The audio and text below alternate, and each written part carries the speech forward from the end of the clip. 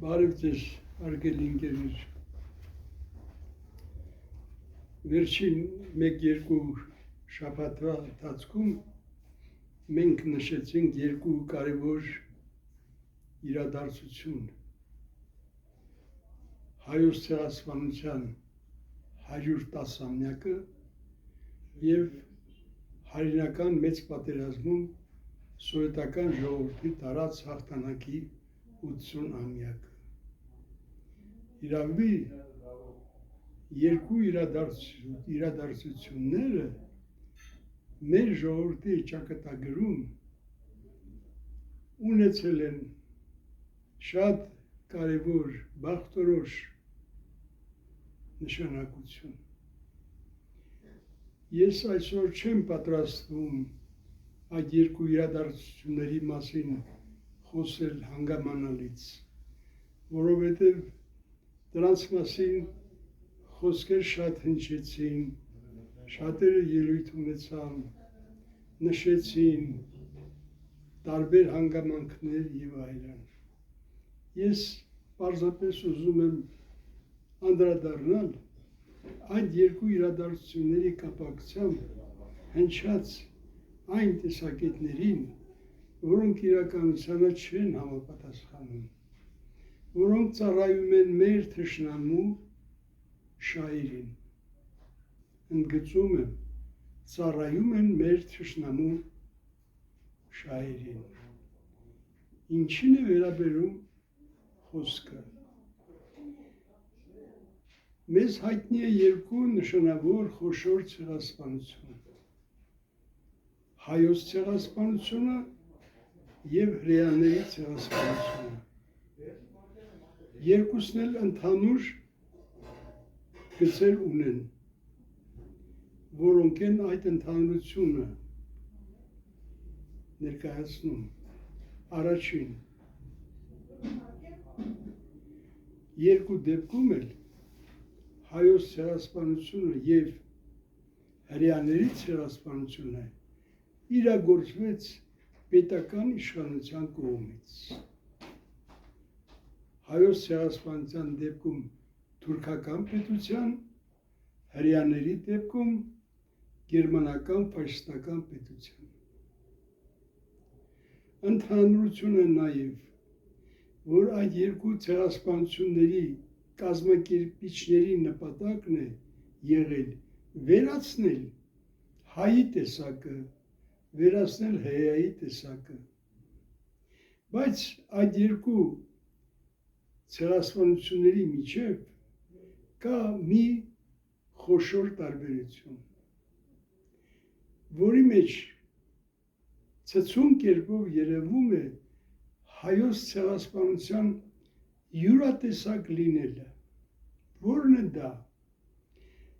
Հայոց ցեղասպանությունը տեղի է ունեցել հայ ժողովրդի բնօրանում, պապենական հայրենիքում, ցեղասպանության հետևանքով հայերը զրկվել են իրենց հայրենիքից, որտեղ ապրել են հազարավոր տարիներ։ Մինչև այսօր էլ որոշ հատվածներում պահպանվում են հայոց պատմության հիշատակները։ Դա բավական չէ։ Հարկավոր էր նաև ցույց տալ, թե հայոց ցեղասպանությունը, որ իրագործեց թուրքական պետությունը, ինչ նպատակ էր հետապնդում։ Պատասխանը հետևյալն է. թուրքական պետությանը հարկավոր էր վերացնել այս տարածքի բնակիչներին։ Վերացրեցին։ Այսօր Արևմտյան Հայաստանում ոչ մի հայ չկա։ Արևմտյան Հայաստան համարում է Թուրքիայի արևելյան տարածք։ Գլխավոր տարբերությունը հրեաների և հայոց ցեղասպանության միջև կայանում է սրանում։ մեր պատմաբանները, ես նկատի ունեմ սովետական շրջանի պատմաբանները, Աշոտ Հովհաննիսյան ակադեմիկոս, Մկրտիչ Ներսիսյանը, Ջոն Կիրակոսյանը, իրենց եւ մյուսները իրենց աշխատություններում կարողացան հիմնավորել, ապացուցել, որ թուրքական պետականությունը հայոց ցեղասպանությունը կազմակերպել է հողը զավթելու նպատակով։ Ավելին, մերկացրին թուրքական այն կեղծարար պատմաբաններին, որոնք փորձում էին արդարացնել հայերի ոչնչացումը, թե դա կատարել են քրդերը։ Միանգամայն սխալ տեսակետ է, որովհետև այսօր էլ են որոշ մարդիկ հնչեցնում այդ տեսակետը։ Քրդերը իրականացրել են թուրքական պետության հանձնարարությունը։ Սա է ամենակարևորը, թե չէ մնացած բոլոր հարցերում։ Մենք պետք չէ գնենք այս ու այն կողմ, պատճառներ գտնենք, հայրն է մեղավոր, չգիտեմ ով էր մեղավոր, կամ էլ կասկածանքի տակ դնել ցեղասպանության փաստը, մեղադրել Ռուսաստանին եւ այլն։ Վերջերս ապրիլի 24-ին ելույթ է ունեցել Հրեայում բնակվող նշանավոր տեսաբան Յակով Կեդմինը։ Ինձ համար սա զարմանալի, Կեդմինը առաջին անգամ նշեց այս իմ նշած ասած տարբերությունը հայոց ցեղասպանության եւ հրեաների ցեղասպանության եւ ընդգծեց, որ հրեաները հայրենիք չունեն, չեն ունեցել, նրանք սպանվել են տարբեր երկրներում, բայց հայերը սպանվել են իրենց հարազատ երկրում։ Ահա թե ինչու մենք գտնում ենք, իմ նման մտածողները գտնում ենք, որ հայոց ցեղասպանության համար գլխովին պատասխանատու է թուրքական պետականությունը։ Թուրքական պետականությունը ժառանգաբար ստացել են երիտթուրքերից Քեմալ Աթայթուրքը, նրա հաջորդները եւ պնդում են, մինչև այսօր պնդում են, ցեղասպանություն չի եղել, գաղթ չի եղել, հայերը կամավոր են հեռացել եւ այլն։ Եթե այդ ամենը այդպես է, ապա կարելի է հարցնել, այդ դեպքում եվրոպական երկրների ղեկավարները, դիվանագետները, այդ ինչպես էին հավաքվում, օրերով, ամիսներով քննարկում հայկական հարցը, հայկական վիլայեթներում բարենորոգումներ իրականացնելու հարցը եւ այլն։ Նորից ընդգծում եմ, բոլոր դեպքերում ցեղասպանության համար առաջին մեղավորը թուրքական պետությունն է, որը պետականորեն հայերին զրկել է իրենց հայրենի հողում ապրելու իրավունքից։ Ահա թե ինչու մենք իրավունք չունենք ցեղասպանությունը, հայոց ցեղասպանությունը մոռանալ։ Նույնը տեղի ունեցավ վերջին 1-2 տարվա ընթացքում Լեռնային Ղարաբաղի հայ բնակչության նկատմամբ։ Լեռնային Ղարաբաղի հայ բնակչության նկատմամբ ցեղասպանությունը, հայրենազրկումը տեղի ունեցավ, կազմակերպվեց Ադրբեջանի պետության կողմից։ Սա նույնպես պետական հանցագործություն է, որոնց կատարողները առոք-փառոք վայելում են հայկական տարածքների բնությունը, բնական հարստությունները եւ այլն։ Սա կարևոր է հատկապես այժմ, երբ որ նորից ասպարեզ է նետվել ազգային պետականություն կազմակերպելու վերաբերյալ զանազան տեսություններ։ Ահա թե ինչու մենք պետք է երբեք չմոռանանք հայոց ցեղասպանությունը։ Դա սովորական ցեղասպանություն չէր։ Դա հողից, հայրենիքից զրկելու պետականորեն քաղաքականություն էր։ Եվ ներել երբեք չի կարելի։ Մյուսը հայրենական պատերազմում սովետական ժողովրդի տարած 80-ամյակի կապակցությամբ։ Ինչ ասեք, որ չխոսեցին հայրենական պատերազմի մասին։ Նույնիսկ հայտարարում են, թե դա ինչ հայրենական պատերազմ է։ Մենք չենք ընդունում այդ հայրենական պատերազմը։ Հայ ժողովուրդը մասնակցել է երկրորդ համաշխարհային պատերազմին։ Հայրենական պատերազմը ռուսների համար է եղել։ Մենք գործ չունենք։ Դեռ ավելին, հանդես են գալիս մարդիկ, որոնք առհասարակ հայրենական պատերազմի պատմության մասին գաղափար չունեն։ Ես պարզապես զարմանում եմ այն մարդկանց վերաբերյալ, թե ինչպես մարդը կարող է արխիվային ոչ մի փաստաթուղթ տեսած չլինել եւ զանազան հուշագրությունների վրա կազմել իր խոսքը։ Վերջերս շատ են խոսում Ոմն Արծրուն Հովհաննիսյանի մասին։ Պարզում է ռազմական ակադեմիայում պատմություն է դասավանդում։ Զարմանալի է։ Եթե մի մարդ չի մտել հայրենական պատերազմի արխիվ Մոսկվայում գտնվող, ինչ իրավունքով է դատողություններ անում հայրենական պատերազմի մասին։ Եվ տեսեք, թե ինչ է ասում։ Ահա որ մի կեղծիք, որ եթե Ստալինգրադում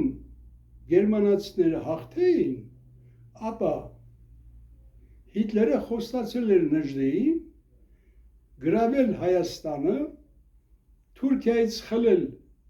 Արևմտյան Հայաստանը եւ ստեղծել մեծ Հայաստան։ Սա ասում է մի տգետի մեկը, որը դժբախտաբար դասավանդում է ռազմական ակադեմիայում։ Չպետք է զարմանալ, թե ինչքան հիմարություններ է նա լցրել իր ունկնդիրների գլխի մեջ։ Իրականում ինչ է տեղ ունեցել։ Իրականում 1941 թվականի հունիսի 20-ին գաղտնի պայմանագիր է ստորագրվել Թուրքիա եւ Գերմանիայի միջև սովետական միության վրա հարձակվելուց մեկ օր առաջ։ Եվ Թուրքիան պարտավորվել է պատերազմում հաղթանակի դեպքում Անդրկովկասը նվիրել Թուրքիային։ Գերմանական իշխանությունները գրաված տարածքները եւ գրավյալ տարածքները բաժանել են մի քանի մասի՝ Ուկրաինա, Մերձ Բալտիկա, Ռուսաստան, Ուրալից ներքև, բայց Հայաստանի մասին ոչ մի խոսք չկա։ Գերմանիայի, հիտլերյան Գերմանիայի նպատակների մեջ չի եղել անկախ Հայաստան վերականգնել։ Այս միտքը առաջին անգամ արտահայտել է Գարեգին Նժդե, որը ծովակի հետ միասին խմբագրում էր հայ ռազմագերիների համար ստեղծված հայերեն թերթը կոչվում էր Ազատ Հայաստան, որ հարկավոր է զինվորագրվել գերմանական զորքերին եւ նրանց հետ միասին հասնել ու Հայաստանը փրկել Ռուսաստանից։ Նժդեի մասնակցությունը, Դրոյի մասնակցությունը սահմանափակվել է ընդամենը շփում ունենալով գերմանական մի սպայի օբեր լեյտենանտի հետ։ Ոչ մի բարձրաստիճան պաշտոնյա գերմանական ոչ Նժդեին է տեսել, ոչ Դրոյին։ Եվ ճակատագրի բերումով պետք է ասեմ, որ շատ ռազմագերիներ համաձայնվել են համագործակցել գերմանացիների հետ, անցել են լրտեսական դասընթացներ, նպատակ ունենալով այդ միջոցով անցնել սովետական կողմ եւ իսկապես մի քանի դեպք պարաշուտով իջեցրել են նրանց հատկապես Սյունիքի լեռների վրա, որոնց առջև դրված է եղել նպատակ աղբյուրները թունավորել, սպանել գյուղերի ակտիվիստներին, քանդել կամուրջները, որպեսզի Իրանից եկող դաշնակիցների ավտոմեքենաները չկարողան բեռները տեղափոխել։ Նրանցից շատերը կամավոր անցել են սովետական կողմ։ Եվ մեր հետախույզները, այստեղ պետք է ես նշեմ սովետական Հայաստանի ազգային անվտանգության աշխատակիցներից Գրիգոր Վարդանյանին, որը հակահետախուզության պետն էր, աշխատել է նրանց հետ, 60-ից ավելի ռադիոխաղ են անցկացրել, իբր թե անցել են, արդեն սահման անցել են եւ տեղեկություններ են հաղորդում, թե Լենինական քաղաքի թիկունքում ինչքան ռուսական զորքեր են, սովետական զորքեր են կենտրոնացած եւ թուրքական երրորդ բանակը պատրաստ կանգնած էր սահմանին անցնելու, հենց որ Ստալինգրադը գրավեին։ Առաջինը, հենց որ Մոսկվան գրավեին, պետք է անցնեին սահմանը։ Դուք պատկերացնում եք 41 թվականի ձմեռ, եթե գերմանացիները գրավեին Մոսկվան, կամ 42-ի ձմեռը, եթե գերմանացիները գրավեին Ստալինգրադը, մինչև հայկական լեգիոնը գերմանացիների հետ գար հասներ Հայաստան, ապա թուրքերը անմիջապես կմտնեին եւ կկատարեին իրենց վերջին գործողությունը ոչնչացնել բոլոր հայերին։ Չի կարելի պատմությունը կերծել։ Մենք օգուտ չունենք դրանից։ Այսօր պատմությունը կեղծվում է, հատկապես հայրենական պատերազմի կապակցությամբ, բացառապես միայն նրա համար, որպեսզի ուժեղացնեն հակառուսական քարոզությունը։ Ասում են, թե սովետական բանակը, եթե Լենլիզի օգնությունը չլիներ, չէր կարողանա հաղթել։ Հարգելի ընկերներ, Լենլիզը անվճար սովետական բանակին ոչինչ չի տվել։ Ինչ որ զենք, սննդամթերք, փշալարը կտրելու գործիք, տանկեր, օդանավեր, ինչ որ տվել է ոսկով։ Սովետական միությունը վճարել է ոսկով։ 2006 թվականին Սովետական միության հաջորդ Ռուսաստանի Դաշնությունը նոր փակել է Լենլիզի պարտքը։ Ես տեսել եմ այդ Լենլիզի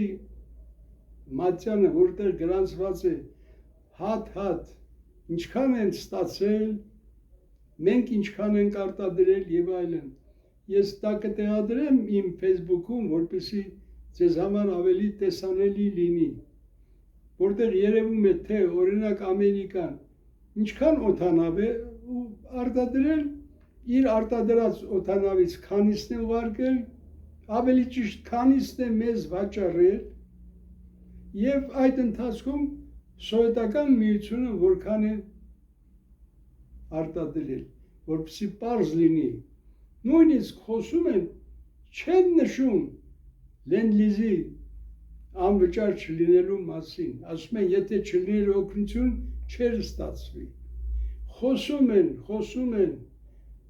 առաջին, երկրորդ համաշխարհային պատերազմի պատմությունից անտեղյակ մարդիկ։ Չի կարելի առանցին գործիչների, լիբերալ գլոբալիստների կողմից վերջին շրջանում, հատկապես 90-ական թվականներից հետո կեղծիքների ունեցող հայրենական պատերազմի պատմությունը վարկաբեկել եւ այսօր էլ մատուցել ժողովրդին։ Ես գտնում եմ, որ այդ մարդիկ արդարացի չեն, սխալ են։ Երիտասարդությանը պետք չէ դաստիարակել Ռուսաստանին ատելությամբ, պետք չէ դաստիարակել, թե Ռուսաստանը շատ թույլ է, մենք նրա հետ գործ չունենք եւ այլն։ Հարգելի ընկերներ, Հարավային Կովկասում ոչինչ չի տեղի ունենա առանց Ռուսաստանի ցանկության, առանց Ռուսաստանի կամքի։ Ոչինչ տեղի չի ունենա։ Այս մեկը պետք է շատ լավ հասկանան եւ իշխող կուսակցության անդամները, եւ նրանց հարող քաղաքական գործիչները, ինչ էլ ուզում եք ասեք, ինչքան էլ ուզում եք վարկաբեկել Ռուսաստանի, միևնույն է, Ռուսաստանը մնում է Ռուսաստան։ Եվ խոսքս վերջացնում եմ Անդրանիկի ասույթով, ժողովրդական հերոս Անդրանիկ Օզանյանը ասում էր. մենք Ռուսաստանի բարեկամության կարիքն ունենք։ Լավ լսեք այս խոսքերը։ Այո, մենք Ռուսաստանի բարեկամության կարիքն ունենք։ Եվ վերջ տվեք Ռուսաստանին հայելը, Ռուսաստանին նսեմացնելը։ Եվրոպայի մի հրապուրվեք։ Եվրոպան չէր պահանջեց Ղարաբաղի նշաձողը իջեցնել։ Իջեցրեցինք, հետո ինչ ստացվեց։ Ուր է Ղարաբաղի հայությունը։ Ինչ եղավ նրա ճակատագիրը։ Ուրիշ ինչ է հարկավոր, որ մենք վերջնականապես հասկանանք, որ Եվրոպան մեզ օգտագործում է իր շահերի համար, իր նպատակների համար, օգտագործեց, վերջացրեց, կմոռանա, ինչպես մոռացավ հայկական հարցը եւ հայությանը։ Այսքանը ես կուզեի այդ մասին ասել, բավարարեմ սրանով, շնորհակալություն։